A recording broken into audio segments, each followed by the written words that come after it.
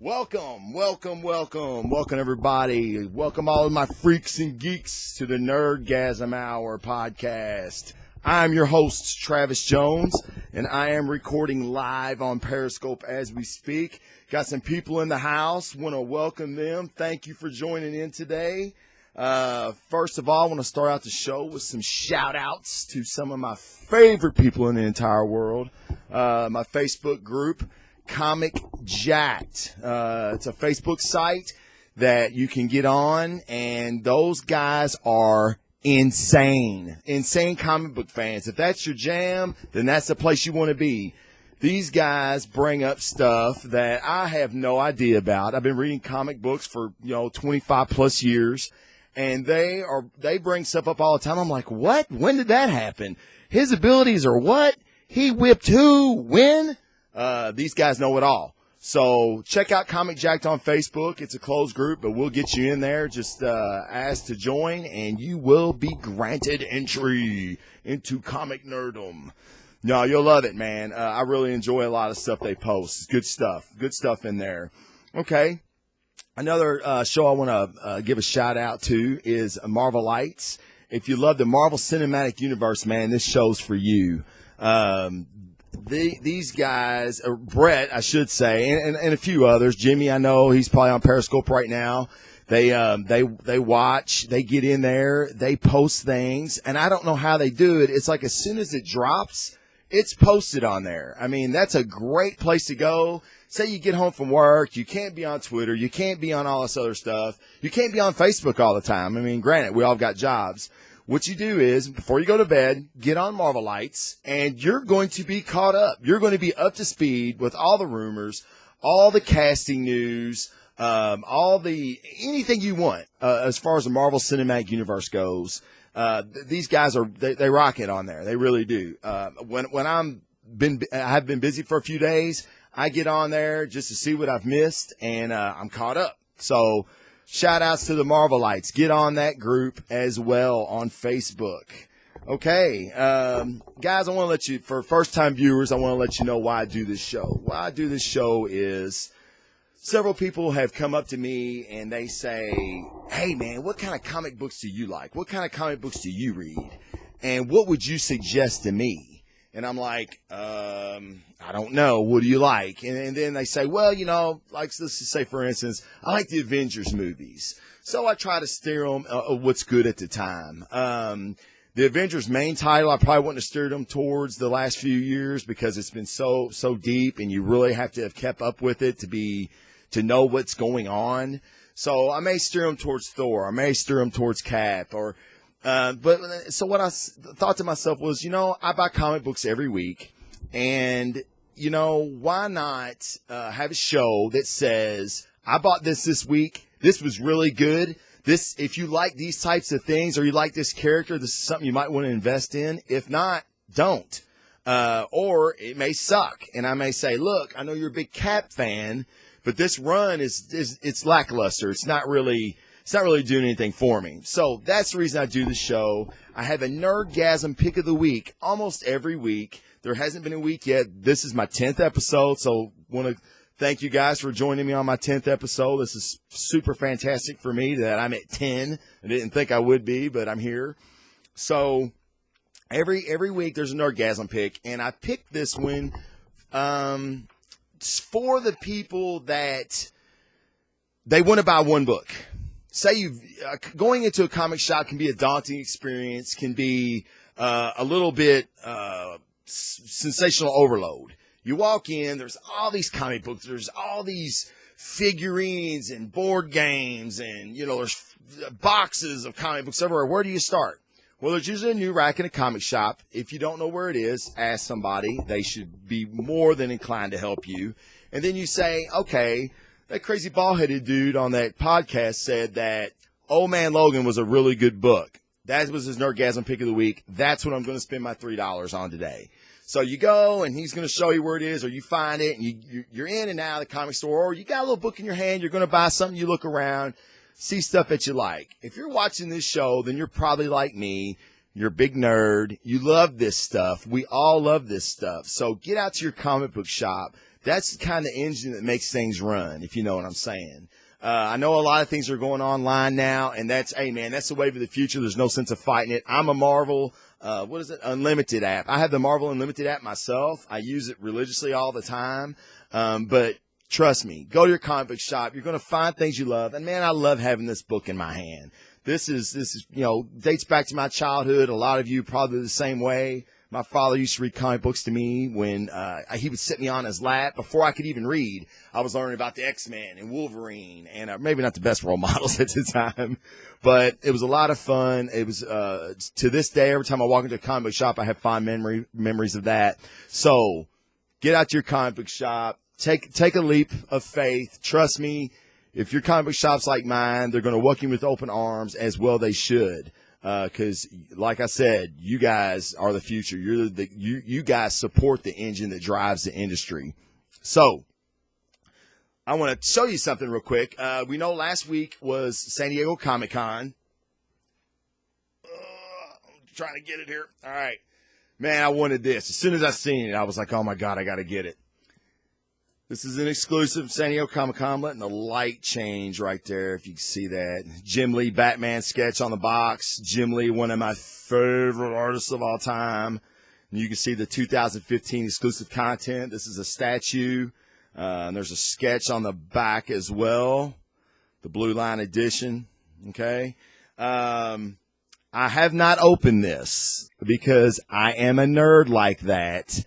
I really want to open this badly. So what I've done is I have reached out to my comic sources, which are very few and far between, and I have another one possibly procured this week. If I do, next show, I'm going to open this one up, and we're going to see what it looks like. I cannot wait. So Comic-Con exclusive. I always try to get something from Comic-Con. They usually do pretty well in value, and they're usually pretty damn cool. So, with that said, I'm going to start with the comic reviews. What do you think? You want to talk about some comics? All right. One of the first titles I got this week is Future Imperfect. Now, for everybody that's just tuning in, that you read comic books back in the day or 2 years ago or 10 years ago, Battle World has happened. Okay, and what that means is a lot of titles have changed for this Battle World storyline that's going on. And what has happened is the Marvel Universe, which you remember, is called 616. Then there's the Ultimate Universe called 1610. The Ultimate Universe, you may know, is from, they basically roughly base the movies on this Ultimate Universe. So they're collapsed. All these universes are done.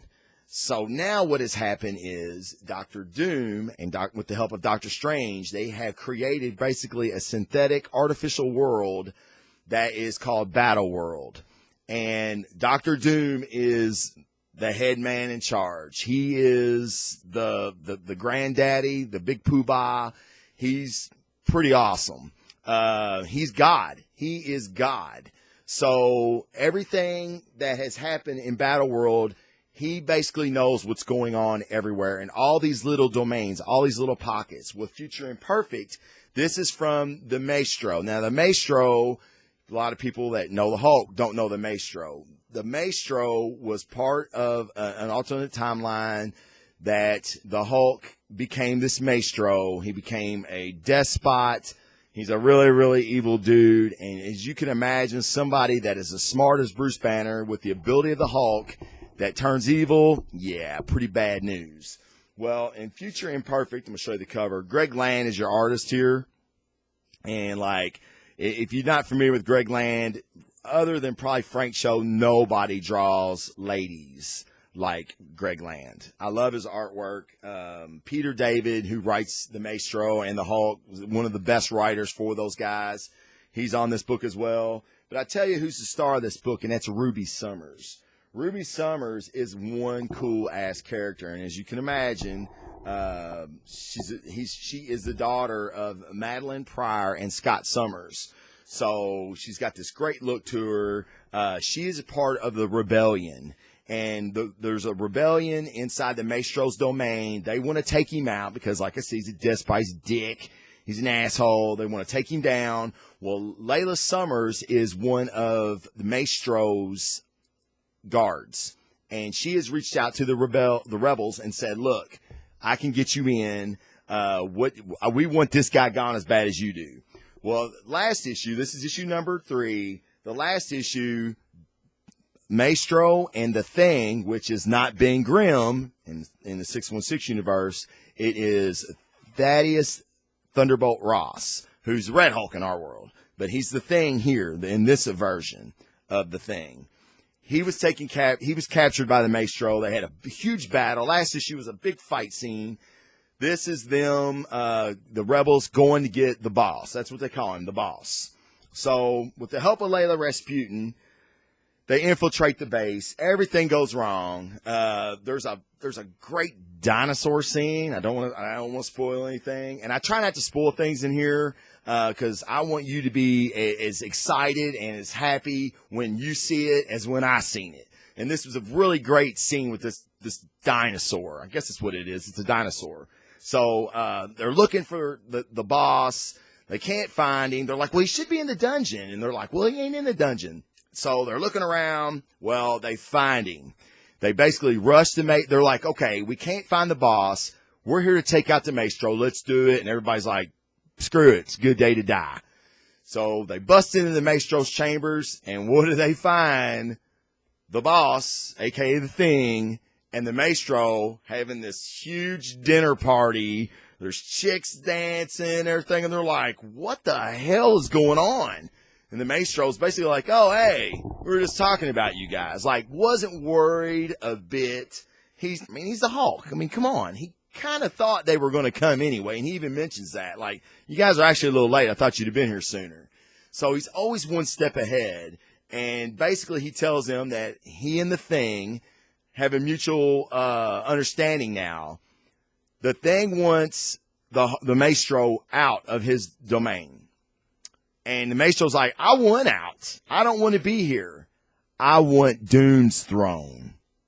Dun, dun, dun. So the rebels are all like, what? You got to be kidding me. And they're like, no. And guess what? You're going to help. So that looks like it's going to be the next issue is the rebels are aligning themselves with the Maestro. I'm sure characters like Ruby Summers is not going to dig this at all. So really curious to see what happens here. Future Imperfect. If you dig Peter David's run on the Maestro and you like that character, you like the Hulk, Ruby Summers a really cool character. I hope they flesh her out a little more in these next few issues. But the art's great. The writing's been really good. Might be worth your buck. Now, the next one is one of my favorites out of this Battle World series. It's an obscure character that I knew nothing about till I started reading this. She was actually in, I think it was called, wasn't Hot Point or Flashpoint. It was a mini series. It was on Marvel Unlimited. I'm going to make a note of that and write that down because it was a really good series. Elsa Bloodstone, okay? Her dad is the monster hunter, Ulysses Bloodstone. She was in charge of what they call the Shield. Now, for my Game of Thrones fans out there, the Shield is basically the wall. In all these little patchwork domains that Doom has created in Battle World, there's a shield that basically separates them from the Deadlands. And the Deadlands are where the Marvel Zombies are. You didn't think we was going to forget about the Marvel Zombies, did you?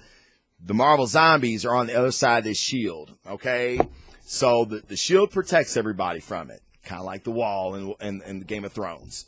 Now, Eliza Bloodstone, she's the commander of the shield.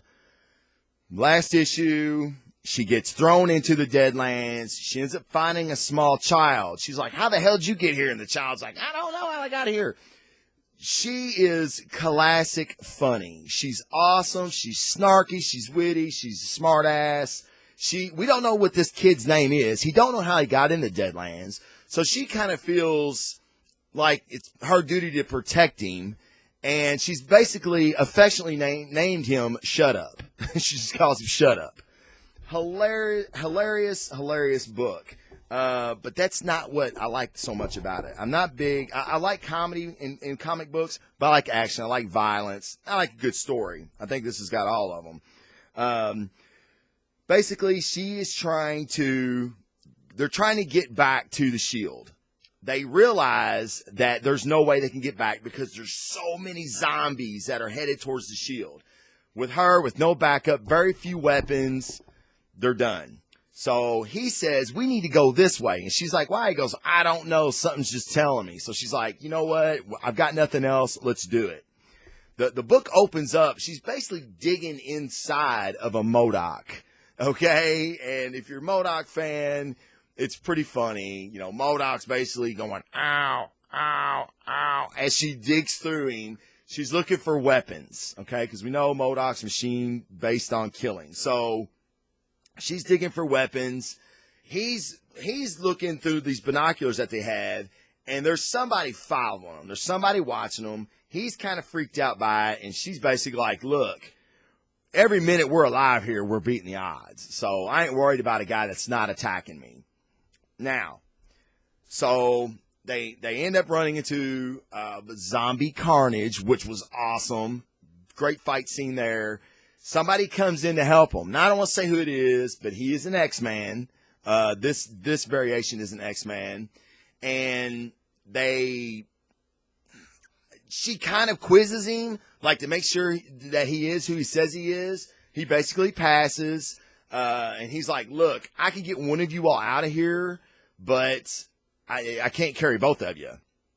So she takes Shut Up and says, here, I'm going to save you.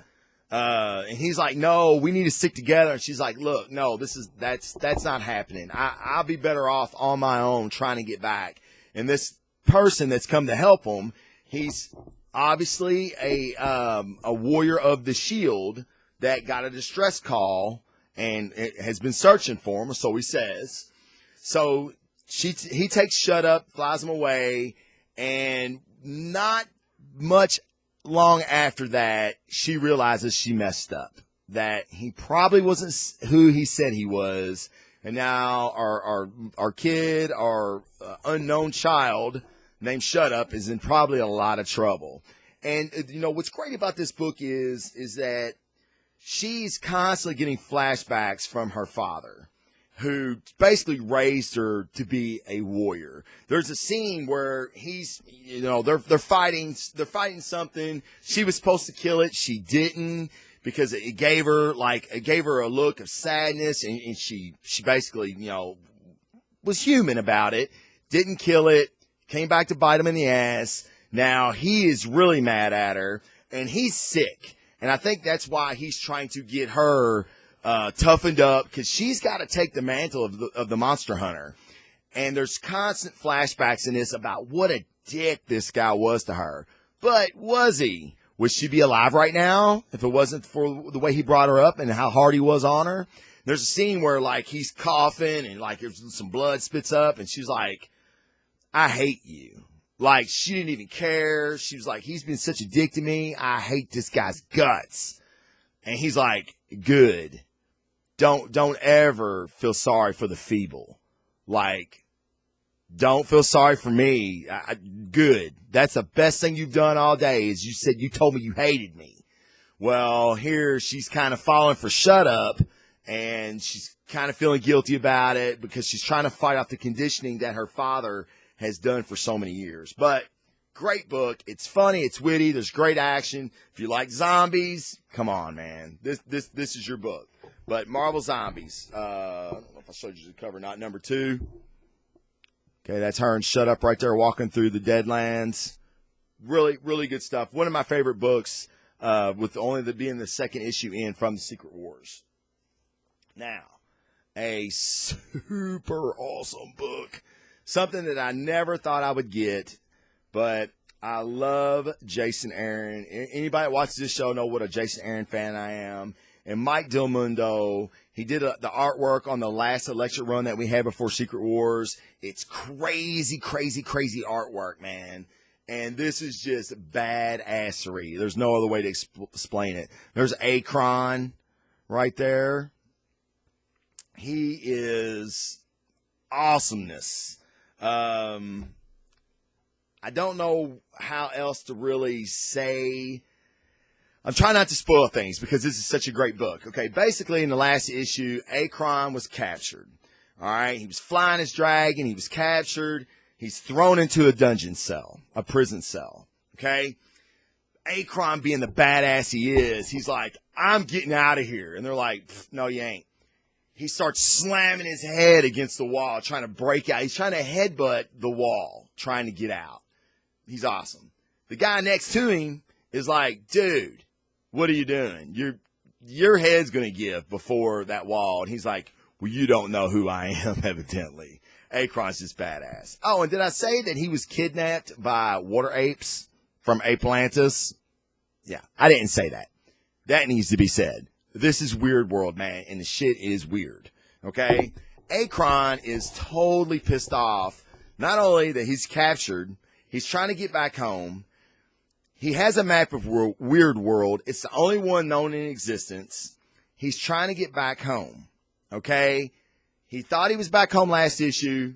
Boom, he's captured by apes. So now he's not befriending this guy next to him, but the guy next to him's like, look, you can't see him. There's like a hole in the cell, and he's got his eye through it. And he's like, I've been waiting for somebody like you for me to break out of here. And he's like, if you could have broke out, you should have already broke out, man. You're kind of a wuss. Well, he introduces himself as Warbow. He's a warrior from Chrysanthemum. Let's see how I say it. Crystallium.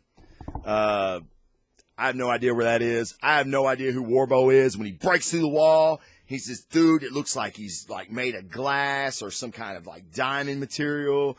Pretty badass looking. So Akron's like, cool, man. Let's do this. So they start just, killing these water apes. He breaks them out of the cell. He starts killing water apes. And every ape he gets, he's like, where's my dragon? Where's my dragon? It's so awesome. And like these apes are, they're apes. They don't speak English. And Warbow's like, dude, they're not going to understand you. We got to move. We got to get out of here. So as they're going up through the water, there's just ape guts and blood everywhere. Akron's doing his deal, man. He's killing everything. They get to the top. Well, Akron loses his map of Weird World. So he's like, I got to go back. It's the only map I know. I got to go back.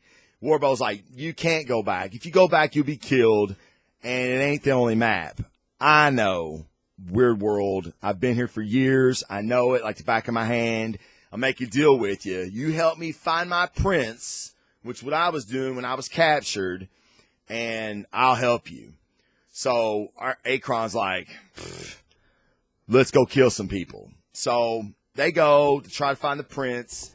Now, what he doesn't tell him is Morgan Le Fay is the baron of this dominion of Weird World, okay?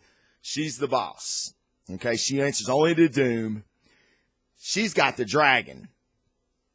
She's like, I'm going to break this dragon. No one here is going to be able to ride this dragon but Morgan Le Fay. Great scene between her and the dragon. I'm not going to give it away, but I was like, oh, that's gross. But she's trying to break this dragon. She finally gets on him. They take off flying. Well, guess who's coming up through the muck? Akron and Warbow. And all these orcs that are around, these ogres that are around, they start to kill them. Blood guts everywhere.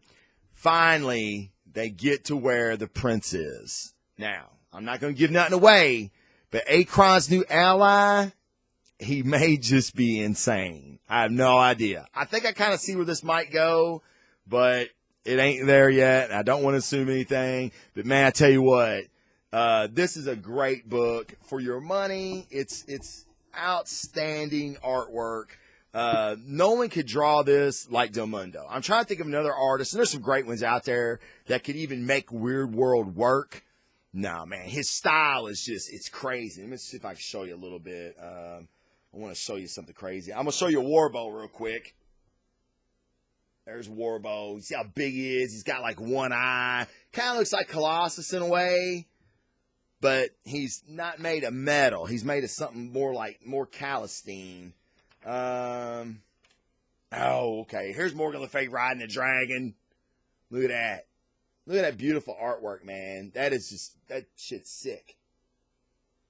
So, hey, $3.99, $4.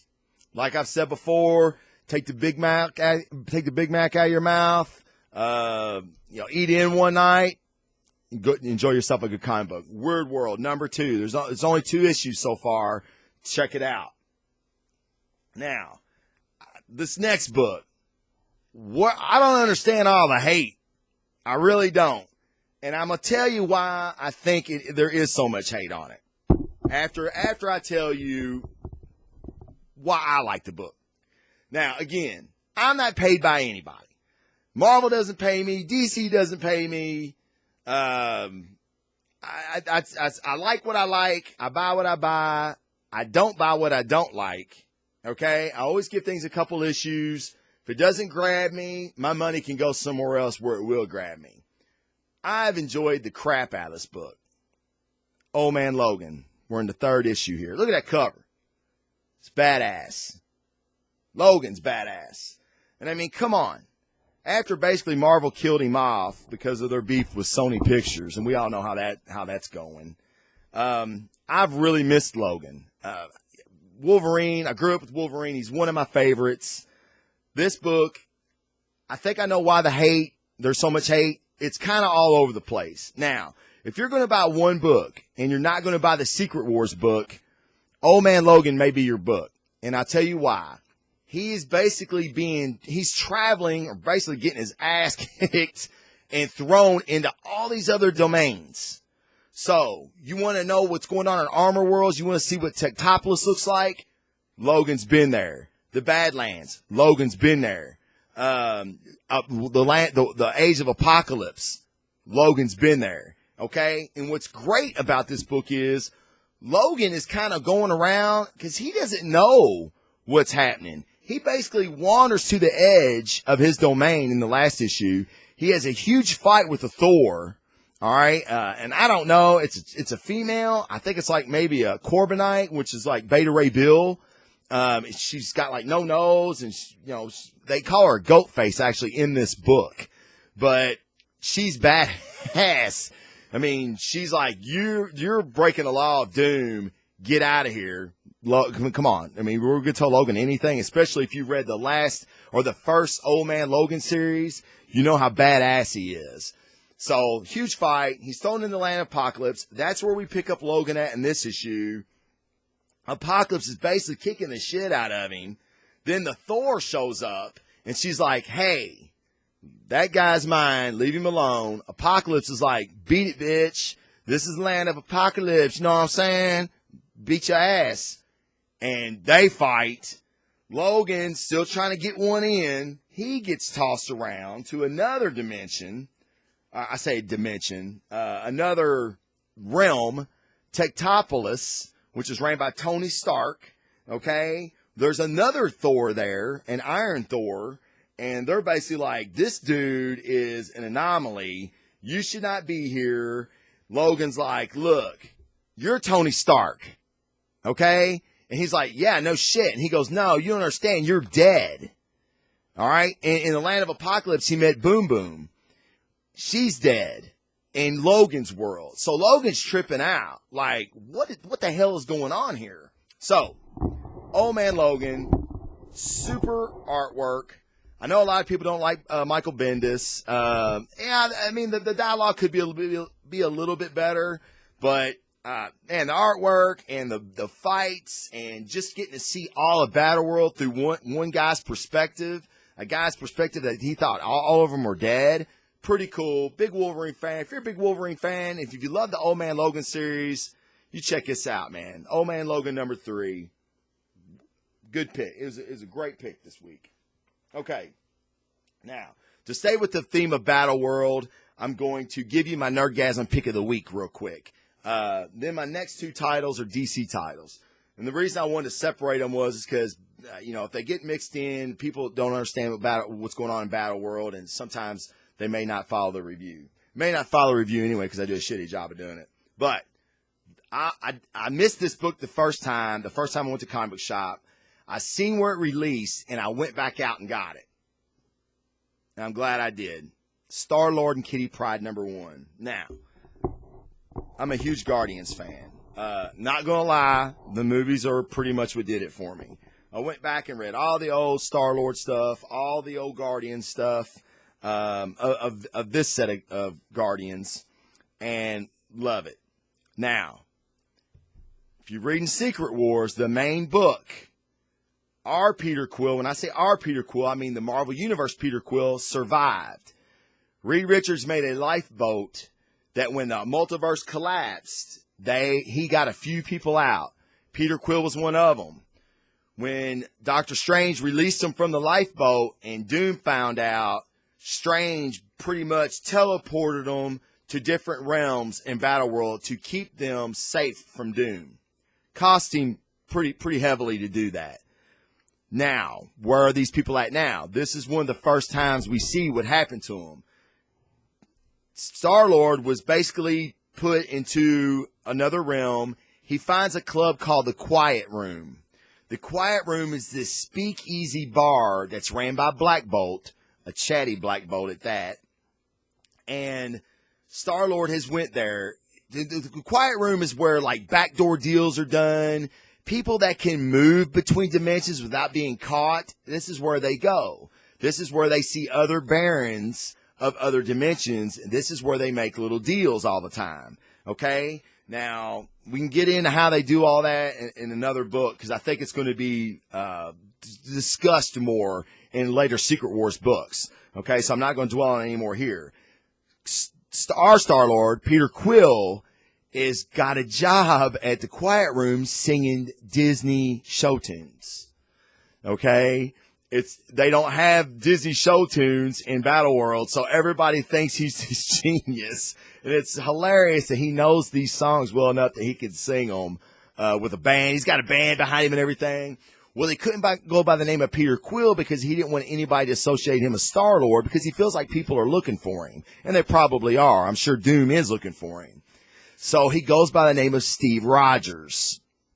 Okay, so it's funny because there's a Drax there who's basically the bodyguard, and it's a Drax that's got all this hair and everything, and he's talking to Peter, and he's calling him Steve, like Steve Rogers. It's funny. But anyway, now we have to remember that Peter Quill being in this lifeboat, he's seen everything die. He's seen the multiverse crash. Everything that he loved. He don't know where his team is. I mean, they're all dead as far as he knows. And the big loss that Peter suffered is Kitty Pryde, who he had formed a relationship with. I believe they got married or were going to get married. No, I believe they did get married. So he's sitting there singing, who walks through the door? Kitty Pryde. But it's not his Kitty Pryde. It's just a Kitty Pryde. Okay, this Kitty Pryde works for Valeria Von Doom, which, if you're reading Secret Wars, you know that is the daughter of Dr. Doom, or God Doom, as he's known in Secret Wars. She has an organization called the Foundation, okay, which I assume is taken from the Future Foundation in the Fantastic Four book. And she has these agents going out finding anomalies. Now, these anomalies could disprove that Doom is the God of all things, that Doom created all things. Okay, so I think I don't know what her end game is with it. I'm sure we'll find out. This is only the first issue, but Peter sees her. Now, she's there to meet an emissary to make a deal for an anomaly. This emissary is Gambit, and it's not our Gambit, it's a different Gambit. She's basically trading an item for an anomaly. Now, she's got this little computer. She puts these bristles of hair in this computer, and it says unregistered origin unknown. So Gambit's like, oh, wow, that's pretty big. My anomalies, y'all don't even have a record of what I've got. So this is big business. So as they're making the transaction, Gambit gets a little fresh with our kitty. Our Kitty is more than capable of taking care of herself, but Peter sees all this unfolding and basically rushes to her rescue, basically destroys the deal, blows her cover, because now Gambit thinks that Peter's with her. He's like, I told you to come alone. And so, craziness ensues. I don't want to give anything away, but Peter does something that he probably shouldn't have done, but it's classic Peter Quill. I keep picturing Chris Pratt in this issue, his voice, his acting, his mannerisms. It's just really, really cool stuff, funny stuff. Well, then Kitty realizes that Peter is an anomaly himself. Some blood splatters on her machine, and she reads it, and she's like, oh, shit. He's an anomaly. Clack. Bracelets on him. He's going to see Valeria Doom. So what I gather. I'm sure Peter's going to charm his way out of this somehow. But what made this book so cool and what made it my pick of the week is you really don't have to know any of these characters, okay?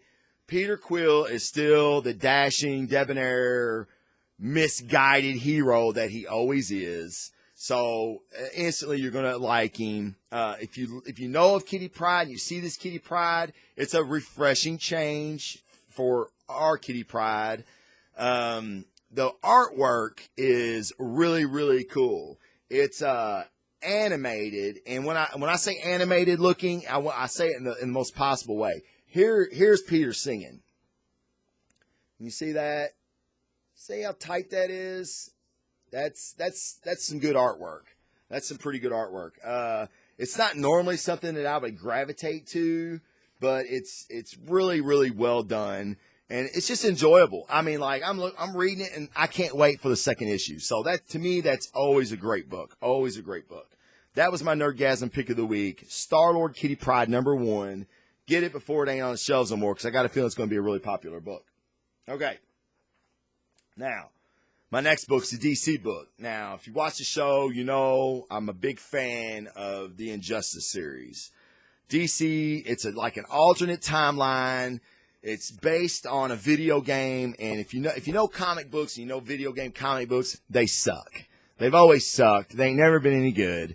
Well, it all changed when the Injustice started. The year 1, year 2 were phenomenal. I loved them. Very much like The Walking Dead or Game of Thrones. No character is safe. No character is safe. So your antagonists are an evil Superman. Batman's leading the resistance. One thing leads to another. And if you remember my review from the last week, this is issue number 6. Last issue was number 5 of year 4. We're in the 4th year of Injustice. Superman's reign over the planet. Batman basically made a deal with the Athenian gods, the Greek gods, if you will. Okay? They basically said, yeah, we don't like a mortal thinking that he's on our level, which is Superman. Okay?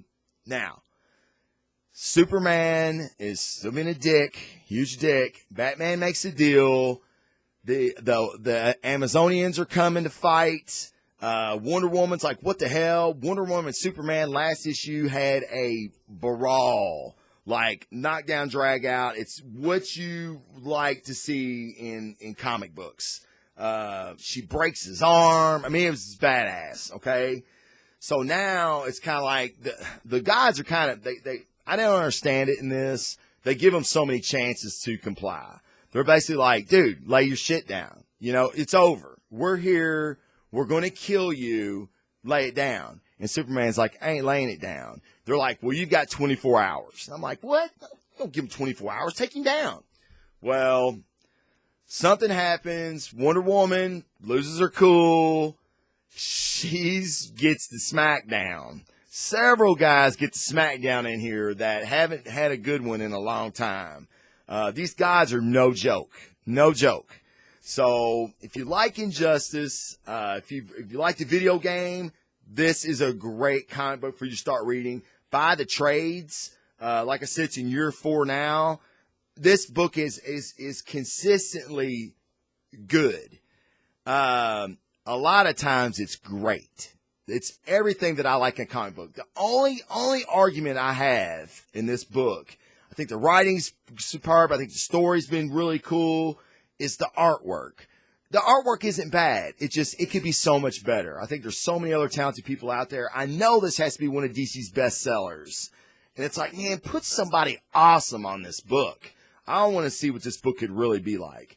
But this book, really, really good. I give it an 8 out of 10. I'm really enjoying the Injustice storyline. Check it out. All right. My next book. If you watch the series Arrow, then you're familiar with the villain called Deathstroke. He's one of my favorite DC villains. He's basically a mercenary with a healing factor, enhanced reflexes. He can basically kill anything, which leads us into this story arc, the God Killer. Deathstroke has been given a sword called the God Killer, okay? They have, and I say they because it's kind of, I don't want to spoil who it is that has contracted Deathstroke to kill a god, okay? Now, he had to go to, I don't want to say that either because I don't want to give nothing away.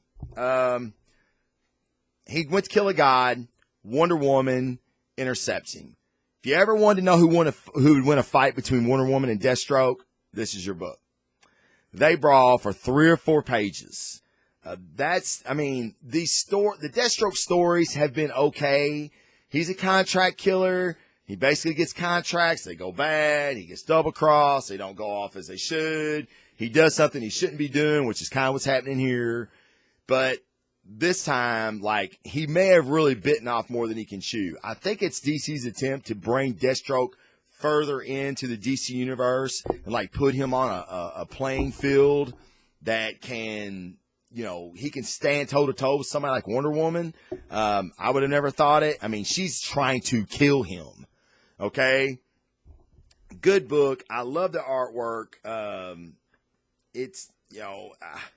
Can I suggest it for somebody? If you like Deathstroke, yeah. If you like big battles, yeah. If you want something more than that, look elsewhere because this probably ain't your book. But I just want to show you this splash page. This is why I buy Deathstroke. You see that? My Periscope people see that? I'm trying to put it over. Look at that. I mean, that's just beautiful. I mean, Tony Daniel, he kills it. He kills it. I just really enjoyed Deathstroke. He's one of my favorites.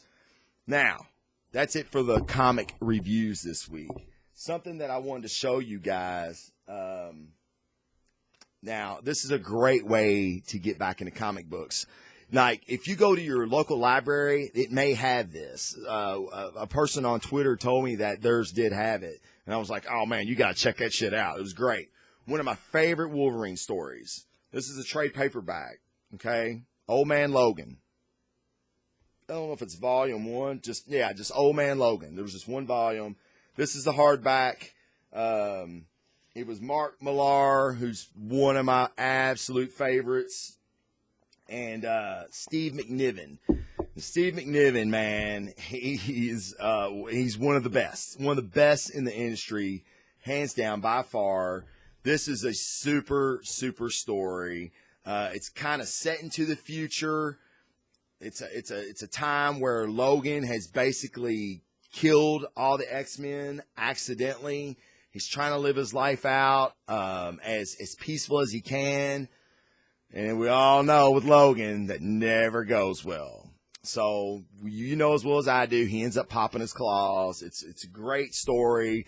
You've got a blind Hawkeye driving the Spider-Mobile around a wasteland full of mutant monsters, gamma-irradiated Hulks. It's a land ran by Red Skull. It's a lot like what's going on in Secret Wars, but a little bit different too. So if you get Old Man Logan and you read it and you really like it, then you probably would really like Secret Wars. So just FYI, that's out there. Check it out if you can, man. I highly, highly, highly recommend it. All right. Now, as you know, last week I went and seen Ant-Man. Loved it. Loved it. Now, when I came home, my wife goes, "How was it?" I said, "Oh man, it was great." And she kind of smiled and laughed. And I was like, "What are you laughing about?" She was like, "Well, I knew you would." Okay, let's address that for a minute. Now, if any Marvel movie I was worried about, it was Ant-Man.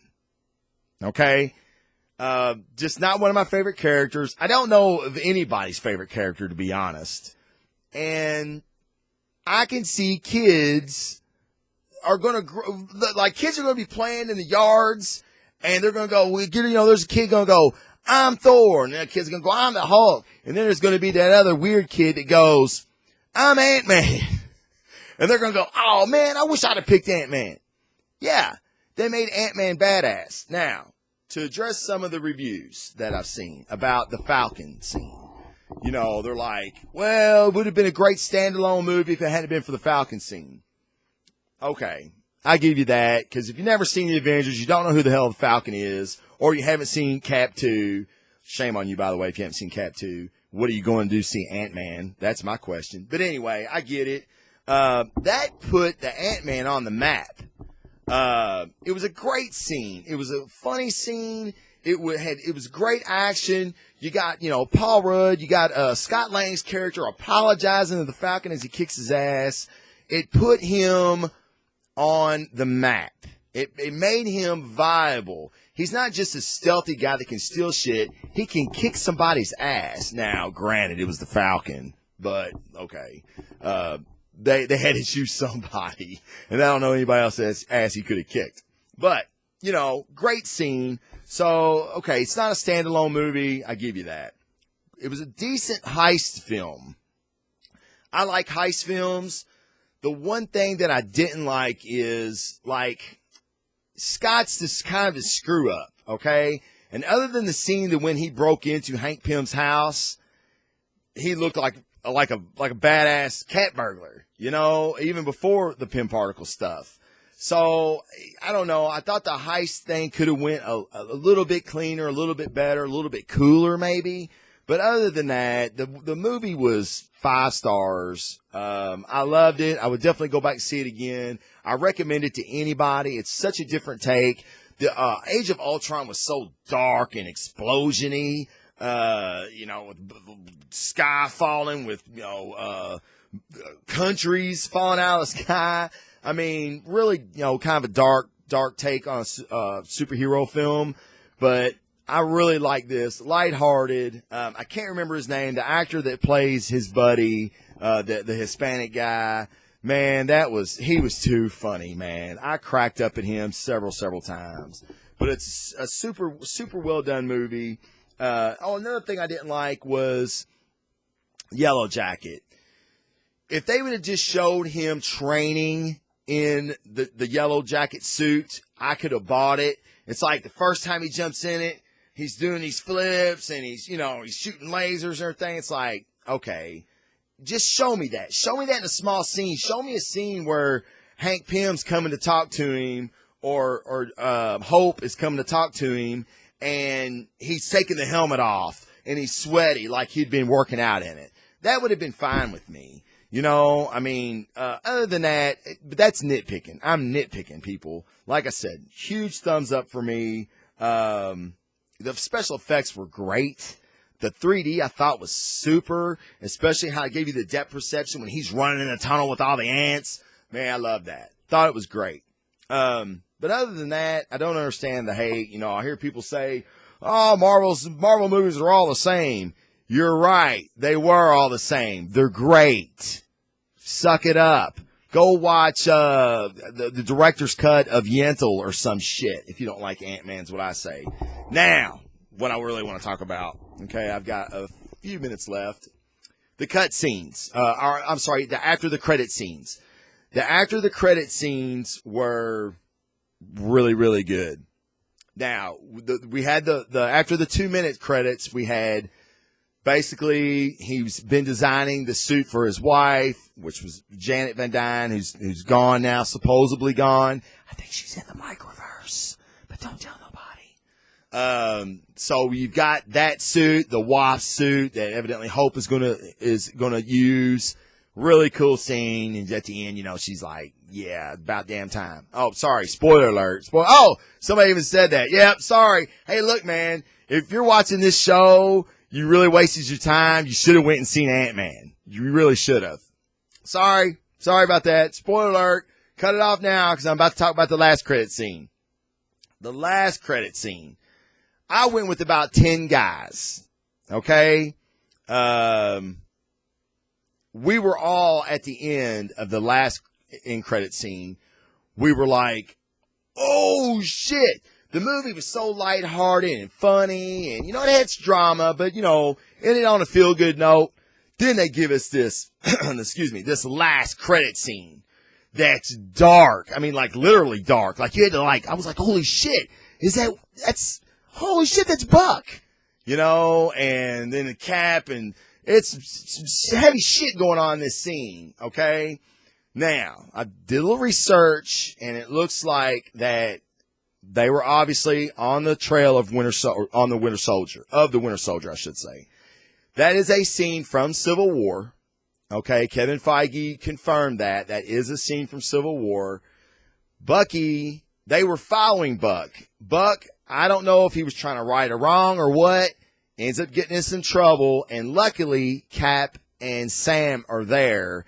They end up coming in afterwards. Now, I've seen some things where people said, oh, that's where they captured him. According to Feige, it's not. And it makes sense.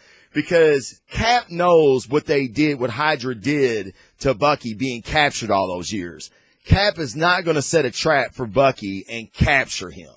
That's the last thing Cap's going to do. Cap's going to appeal to his humanity like he always has, like he did in Cap 2 where it almost cost him his life. He's going to do the same thing. Okay? So, obviously, Bucky is trapped in some kind of sheet metal compactor is what the best thing I could describe it as. His metal arm, and they're like, what do we do? They basically tell him that, or he says, we can't call Tony. The authority won't allow it. Now, what is the authority? We don't know. Has the Pro Registration Act already passed? I don't know. There's so much about it we don't know. But then at the end, Sam says, I know a guy. And it all alludes to Ant-Man, I guess, coming to maybe shrink Buck down to get him out of the machine. I don't know. But so obviously at the end of Ant-Man, you see where Sam is looking for Scott Lang. They develop some kind of relationship, and maybe Ant-Man's put on like an Avengers alternate roster. I don't know. Or maybe it's just like, hey, I know a guy that can get him out of here. So, wow.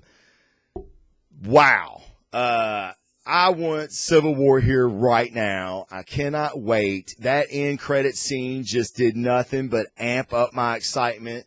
And I'm sure as we get closer, we're going to have more and more trailers, maybe some more rumors of what's going to go down.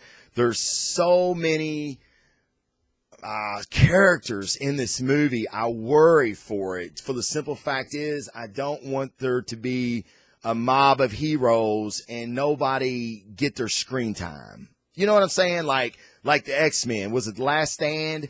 Where the Angel was just it was a horrible character. The Colossus, I didn't even have a line, I don't think. So I hope Civil War, they do all the heroes well. I know everybody's in it. There's talk of Red Hulk in it and everything else. But, I don't know, man. We're going to find out, though, because, goddammit, I'm going to be in line when it opens up. All right, guys, that's enough, that's it for the Nergasm Hour recording. I'm going to turn this off, and I'm going to talk to my Periscope peeps. They've been with me the entire time. God love you guys. We're going to have a little conversation, talk about what you want to talk about instead of listening to what I want to talk about. So for everybody that viewed the show, if you made it this far, thank you very much. Episode 10, episode 11's down the corner, and some big changes in store for the Nergasm Hour coming up, hopefully. So until next week, see you guys later. Nergasm out.